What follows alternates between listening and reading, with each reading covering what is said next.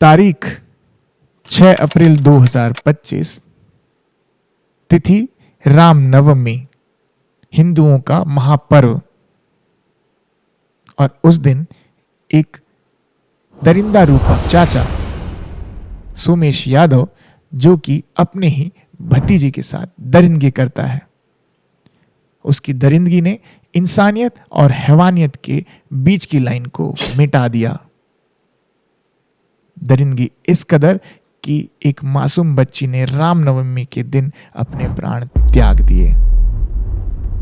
जी हां, मैं बात कर रहा हूं छत्तीसगढ़ के दुर्ग जिले के उरला की, जहां एक 6 साल की मासूम बच्ची के साथ उसी के चाचा सोमेश यादव, जो कि आपको स्क्रीन में दिख रहा है, उसने दरिंदगी की और उसके बाद उसे मौत के घाट भी उतार दिया।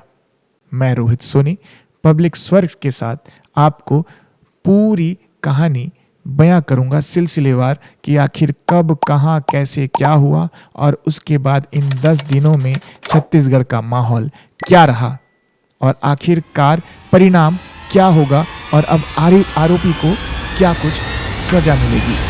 तो सब कुछ साधारण चल रहा था। इसी बीच नवरात्रि का त्योहार आता है और नवरात्रि के त्योहार के बाद आती है रामनवमी, यानी कि 6 अप्रैल।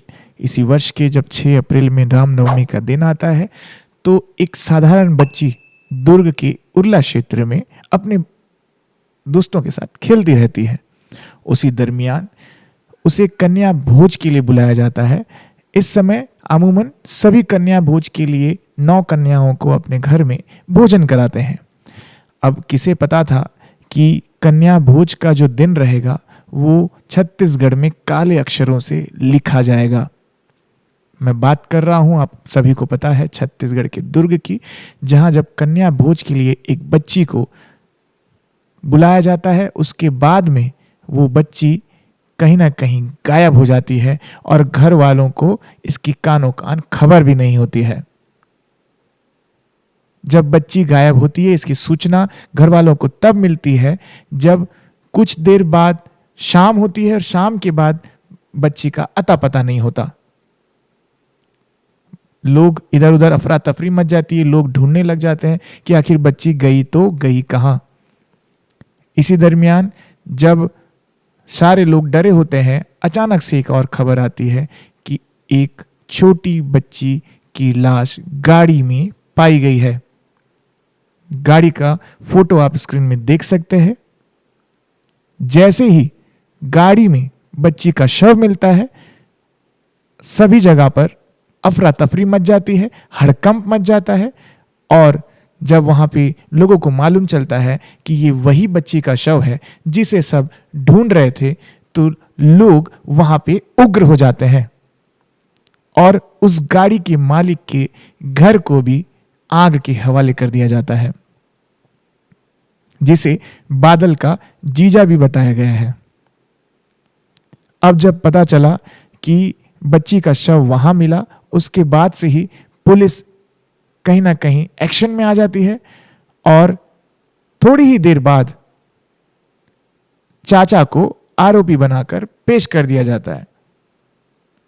आप स्क्रीन में देख सकते हैं, यही वो चेहरा है जिसे पुलिस नकाब के साथ कॉन्फ्रेंस करती है। प्रेस कॉन्फ्रेंस में पुलिस बताती है कि चाचा ने अपने बयान को बदला, वो घुमाने लगा, इधर उधर की बात करने लगा। जब उसे पूछा गया और क्रॉस चेक किया गया कि वो उस समय वहां पे मौजूद था या नहीं, तब ये बात सामने आती है कि चाचा अपना बयान बदल रहा है, जिसके बाद काफी कुछ पिक्चर भी सामने आने लगती है। पुलिस या इन्वेस्टिगेशन में ये पता चलता है कि बच्ची का चप्पल भी उसी के घर पर पाया गया। तब से शक की सुई चाचा पर थी। चाचा के साथ साथ 3 ऐसे संदिग्धों को भी पुलिस इन्वेस्टिगेशन के दौरान पूछताछ के लिए ले जाती है, लेकिन कहीं ना कहीं पूरा शक चाचा पर ही होता है। फिर भी जैसे ही चाचा को पुलिस पूछताछ के लिए ले गई और आरोपी बना दिया गया, तब से बवाल और भी बड़ा रूप ले लिया।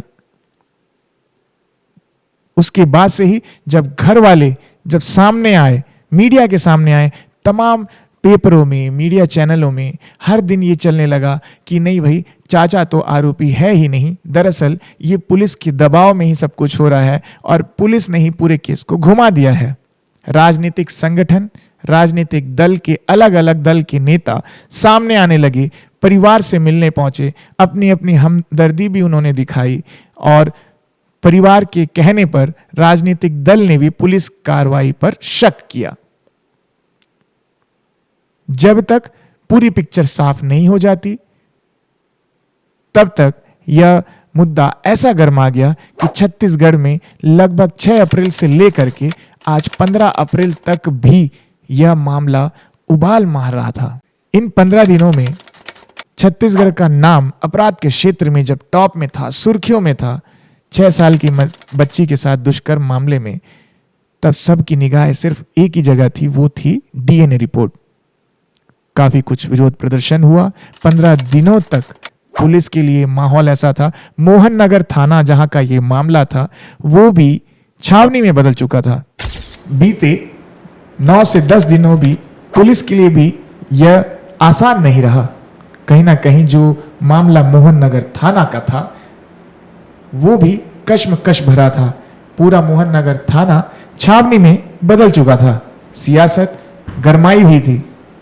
पुलिस के लिए यह मामला किसी उबलते हुए तेल की तरह था जो लगातार पुलिस के लिए भी दिक्कतें पैदा करता जा रहा था। और इसी बीच जो उस समय प्रदर्शनकारी थे उनको भी पुलिस ने पूछताछ के लिए थाने ले आया, जिसके बाद कहीं ना कहीं मामला और गर्म होता गया और पुलिस के लिए आए दिन दिक्कतें बढ़ रही थी। लेकिन सबकी निगाहें लगी हुई थी डीएनए रिपोर्ट पर। घर वाले तब तक कहते रहे कि चाचा आरोपी नहीं है, चाचा को जबरन फंसाया जा रहा है, बादल का जीजा ही आरोपी है, ऐसा घर वालों ने कहा। मीडिया रिपोर्ट्स में ये तमाम खबरें आई, लेकिन जो चाचा को लेकर सिंपैथी थी वो इसी के साथ साथ पूरे प्रदेश में भी आने लगी। पूरे प्रदेश के लोग ये समझने लगे कि दुर्ग पुलिस कहीं ना कहीं अपनी पीठ थपथपाने के लिए चाचा को सामने ला रही है। लेकिन जब डीएनए रिपोर्ट सामने आई तो सबकी आंखें बहुत चक्की रह गई। जी हाँ, डीएनए रिपोर्ट की भी हम पूरी चर्चा करेंगे, लेकिन उससे पहले की चीजें को आपको बताना बहुत जरूरी है। इस बीच जब सियासत हावी हुई तब चाचा जिसको आरोपी बना दिया गया था, उससे पहले पुलिस ने भी कहीं ना कहीं अपनी कमर कस ली और प्रशासन ने एसआईटी का भी गठन किया। एसआईटी के गठन के बाद लोगों को यह लगने लगा कि कहीं ना कहीं जांच सही दिशा में की जाएगी और असली आरोपी को सामने लाया जाएगा। लेकिन फिर भी कुछ ऐसे पक्ष थे जो चाचा के फेवर में ही थे, चाचा को बचाने में जुटे हुए थे, एक ऐसे दरिंदे को बचाने जुटे हुए थे जो कि समाज के लिए भी एक प्रश्नवाचक चिन्ह बन चुका था। और इस दरिंदगी ने समाज के हर लोगों को भी शर्मसार किया। एक बेटी को अपने पापा से, अपने चाचा से, अपने भाई से कहीं ना कहीं दूर करने के लिए मजबूर कर दिया। इस खौफनाक मंजर को सुनाते कहीं ना कहीं मेरा दिल भी कचोट रहा है, लेकिन यह चीज़ों को बताना आप सभी को ज़रूरी है। उसके बाद जब विरोध प्रदर्शन होने लगे तमाम जगहों पर, छत्तीसगढ़ीय क्रांति सेना ने भी पुरजोर विरोध किया कि ऐसा मंजर आखिर छत्तीसगढ़ में हो ही कैसे सकता है। कांग्रेस के नेता, आला नेता आए, प्रदेश अध्यक्ष समेत बहुत से नेता वहां पे पहुंचे, परिवार को ढाढ़स भी बंधाया। परिवार के लोगों ने उन नेताओं को, संगठन के नेताओं को, छत्तीसगढ़ीय क्रांति सेनाओं को दिखाया कि किस तरह से पुलिस ने उनके साथ बर्बरता की, मारपीट की। भुआ और भी रिश्तेदार थे जिनके साथ मारपीट की और फिर चाचा को आरोपी बनाया गया है। इन सब शिगुफाओं, जो फैले हुए शिगुफे थे कि चाचा आरोपी नहीं है, उसके बाद जब कल डीएनए रिपोर्ट सामने आती है 14 अप्रैल को, तो लोग बहुत चक्के रह जाते हैं। क्यों? क्योंकि डीएनए रिपोर्ट में काला सच सामने आता है कि वही चाचा सुमेश यादव अपनी भतीजे के साथ बर्बरता करता है, दुष्कर्म करता है। और जब उस भयानक मंजर को जब वो बच्ची सह नहीं पाती तो कार्डियक अरेस्ट उस बच्ची को होता है और वो बच्ची अपने प्राण त्याग बैठती है। लोगों की रूह कांप उठी इस चीज को सुनकर कि एक छोटी सी बच्ची को आखिर कार्डियक अरेस्ट क्यों आया होगा। हमने पहले सुना कि बच्ची के साथ बर्बरता करने के दौरान सिगरेट का भी इस्तेमाल किया गया, यहां तक कि एसिड के भी इस्तेमाल की खबरें आई, लेकिन वो कुछ अभी तक जांच में पुष्टि नहीं हुई है कि बच्ची के साथ कोई एसिड का भी इस्तेमाल किया गया था। डीएनए रिपोर्ट में जब दुर्ग सीएसपी ने डीएनए रिपोर्ट को पब्लिक प्लेटफॉर्म के सामने में उसे उल्लेखित करते हुए बताया कि बच्ची को कार्डियक अरेस्ट आया था और चाचा का डीएनए सैंपल बच्ची के साथ में जब उसने दुष्कर्म किया तो डीएनए सैंपल मैच कर गया और चाचा ही मुख्य आरोपी है। तब तमाम सियासत, तमाम जो शिगुफे चल रहे थे वो रुके और पूरा राज स्तब्ध रह गया कि आखिर चाचा ऐसा हो कैसे सकता है। ये चाचा और पापा दो शब्द का गठजोड़ है। सोचिए, एक पापा तुल्य चाचा अगर अपनी भतीजी के साथ ऐसे कर सकता है तो समाज में ये कैसा संदेश गया होगा। पूरे देश, पूरे राज्य, हर जिले में लोग अभी भी डरे सहमे हुए हैं। कहीं ना कहीं सोसाइटी में अपनी बच्ची को बाहर भेजने के लिए भी डर रहे हैं। दुर्ग पुलिस ने उसके बाद फिर एक प्रेस कॉन्फ्रेंस की। प्रेस कॉन्फ्रेंस में उन्होंने बताया कि क्या कुछ डीएनए सैंपल में मैच कर गया जिसके कारण यह सब कुछ हुआ। आप सुनिए। उसके बाद की चीजों को भी दुर्ग पुलिस ने बताया जो कि मीडिया के लोगों को भी ध्यान देने की जरूरत है।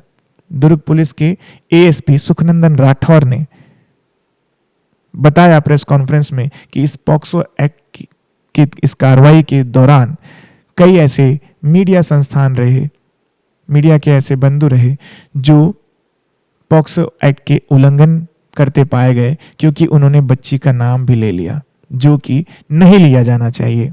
उन्होंने इसका हवाला देते हुए भी बताया कोर्ट के ऑर्डर्स का कि अगर किसी ने इसका उल्लंघन किया है तो इस वीडियो को जिसमें बच्ची का नाम लिया गया है, बच्ची की पहचान बताई जा रही है, तो उसे फौरन डिलीट करे, नहीं तो उस प्रावधान के अंदर उनके ऊपर भी कार्रवाई हो सकती है।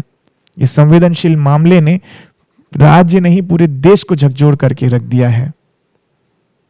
आप सोचिए कि आपके घर में अगर बच्ची है तो आपको कैसा लगेगा जब आपके घर के अंदर ही बच्ची सुरक्षित नहीं है।